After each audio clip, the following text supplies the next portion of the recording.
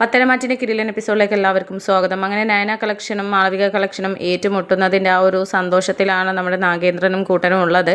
മാളവിക എന്തായാലും നമുക്ക് വലിയൊരു നേട്ടം നേടിത്തരും എന്നുള്ളത് ഉറപ്പാണ്. ആ രീതിയിലാണ് ഡിസൈനൊക്കെ പ്രാക്ടീസ് ചെയ്ത് പോകുന്നത്. അതിൻ്റെ കളക്ഷനാണല്ലോ നമ്മളിപ്പോൾ കണ്ടത് എന്നുള്ള രീതിയിലൊക്കെ അവർ സംസാരിക്കുന്നുണ്ട്.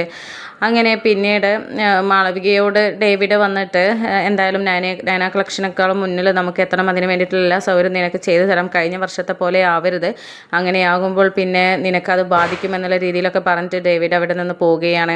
അങ്ങനെ പിന്നീട് നമ്മുടെ മാളവിക ആദർശിനെ വിളിക്കുന്നുണ്ട്. ആരും കാണാതെ പുറത്തിറങ്ങിയിട്ടാണ് ആദർശിനെ വിളിക്കുന്നത്. എന്നിട്ട് നമ്മുടെ കാര്യങ്ങളൊക്കെ എന്തായി, ഡിസൈനിൻ്റെ ഇതൊക്കെ ഞാൻ ഇവിടെ നോക്കാതെ നിൽക്കുന്നത് കാണുമ്പോൾ ഇവർക്ക് എന്തെങ്കിലും സംശയം തോന്നിയില്ലേ എന്നൊക്കെ പറയുമ്പോൾ അത് ആലോചിച്ച് നീ ടെൻഷൻ ആവണ്ട, നീ എന്തെങ്കിലും പേപ്പറും പേനയും എടുത്ത് അതുപോലെ കമ്പ്യൂട്ടറിൽ ഡിസൈനൊക്കെ ഒന്ന് ചെക്ക് ചെയ്യുന്ന രീതിയിലൊക്കെ ഒന്ന് ഇരുന്നാൽ മതി.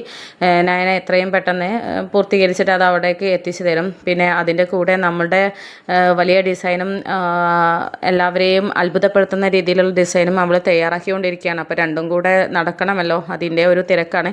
നീ ഏതായാലും തൽക്കാലം പിടിച്ച് നിൽക്കട്ടോ എന്നുള്ള രീതിയിലൊക്കെ ആദർശ് മാളവികയോട് പറയുന്നുണ്ട്. അപ്പോൾ ആ സമയത്ത് ഞാൻ എത്രയും വെയിറ്റ് ചെയ്യാൻ തയ്യാറാണ്, പക്ഷേ ഇവരെ പിടിച്ച് പറഞ്ഞ് മനസ്സിലാക്കുന്ന കാര്യത്തിലാണ് എനിക്ക് ടെൻഷനുള്ളത്. പിന്നെ ആ അബിയാണെങ്കിൽ ഇവിടെ കയറി കൂടിയിട്ടുള്ള വല്ലാത്ത ശല്യം തന്നെയാണ്, ഇടയ്ക്കിടയ്ക്ക് ഇങ്ങോട്ട് വരും, അപ്പോൾ അതുകൊണ്ടുള്ള ഒരു ടെൻഷനാണ് എന്നൊക്കെ പറയുന്നുണ്ട്. അപ്പോൾ താൻ ടെൻഷൻ ആവണ്ട, എന്തായാലും ഒരു കുറച്ച് കഴിഞ്ഞതിന് ശേഷം നീ ഇറങ്ങിക്കോ, ഞാൻ വിളിക്കാം എന്നൊക്കെ പറയുന്നുണ്ട്.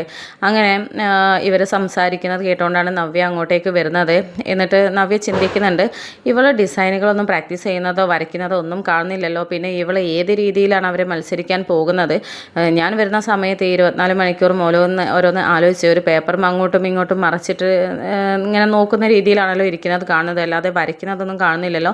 പക്ഷെ നയനയാണെങ്കിൽ അങ്ങനെയല്ല, ഒരു കോമ്പറ്റീഷൻ വരികയാണെങ്കിൽ പിന്നെ ഏത് നേരവും അതിൻ്റെ മുന്നിൽ നിന്ന് ഡിസൈൻ അങ്ങോട്ടും ഇങ്ങോട്ടും നോക്കി സൂക്ഷ്മതയോടുകൂടെ വരച്ചുകൊണ്ടിരിക്കും. അവളുടെ കയ്യിൽ നിന്ന് പേനയും പേപ്പറും മാറുകയോ ഒരു ഭക്ഷണം പോലും കഴിക്കാതെ അതിൻ്റെ പിന്നാലെയാണ് ഉണ്ടാവാറുള്ളത്. പിന്നെ ഇവിടെ ഇങ്ങനെ ഒന്നും ചെയ്യാതെ ഇവൾ ഡിസൈൻ വരയ്ക്കുന്നത് എന്ന് മനസ്സിലാവുന്നില്ലല്ലോ, എന്തൊക്കെയോ ദുരൂഹതകൾ ഇവിടെ ഉണ്ടല്ലോ. പിന്നെ ആരെയുമായിട്ട് ഫോൺ ചെയ്ത് ഡിസൈനിനെ കുറിച്ചും എത്തിക്കുന്നതിനെ കുറിച്ചൊക്കെ സംസാരിക്കുന്നുണ്ടല്ലോ എന്നുള്ള രീതിയിലൊക്കെ നവ്യയുടെ മനസ്സിലോട്ട് വരികയാണ്. എന്നിട്ട് ഇവളെ ഫോളോ ചെയ്യണം, ഇനി ഇവളാണോ ഇവിടുന്ന് അവരെ സഹായിക്കുന്ന ആ വ്യക്തി, അങ്ങനെയാണെങ്കിൽ മാളവികയെ വിളിക്കുകയും അതനുസരിച്ച് അവരെന്നും കാണാറുള്ള സ്ഥലത്ത് വെച്ച് മീറ്റ് ചെയ്യാനായിട്ട് പോവുകയാണ്.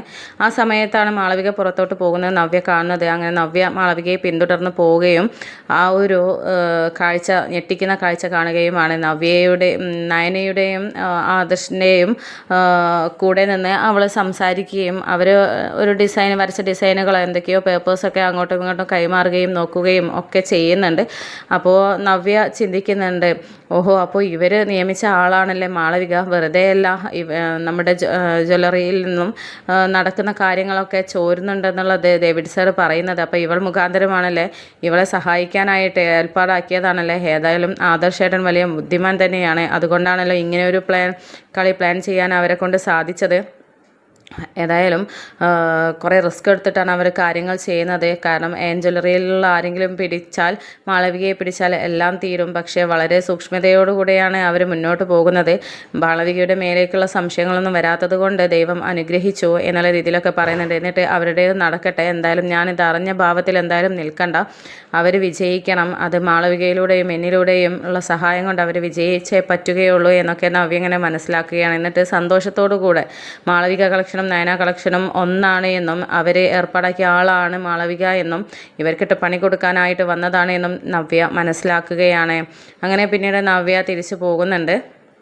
തിരിച്ചു പോയതിന് ശേഷം തൻ്റെ കൂട്ടുകാരിയുമായിട്ട് ഇക്കാര്യത്തെക്കുറിച്ച് ചർച്ച ചെയ്യുകയും എന്തായാലും ഒരു മെസ്സേജിലൂടെ നമ്മൾ ഈ കാര്യത്തെക്കുറിച്ച് അറിഞ്ഞു എന്നും ഇനിയും നമ്മൾ സഹായിക്കുകയാണ് എന്നുള്ളതും അറിയിക്കണം എന്നൊക്കെ പറഞ്ഞിട്ട് നവ്യ തൻ്റെ കൂട്ടുകാരിയോട് പറഞ്ഞിട്ട് ആദർശിന് മെസ്സേജ് അയക്കുകയാണ്. അങ്ങനെ ആദർശിന് ആ ഒരു മെസ്സേജ് വന്നത് നയനയായിരുന്നു വായിച്ചു നോക്കുന്നത്. അപ്പോൾ എന്തായാലും ഒരു കോമ്പറ്റീഷൻ നടക്കാൻ പോവുകയാണ്, അതിൽ നിങ്ങൾ വിജയിക്കുമെന്നുള്ളത് എനിക്ക് 100% ഉറപ്പാണ്. കാരണം മാളവിക കളക്ഷനും നയന കളക്ഷനും ഒന്നാണല്ലോ എന്നായിരുന്നു ആ ഒരു മെസ്സേജ് ഉണ്ടായിരുന്നത്.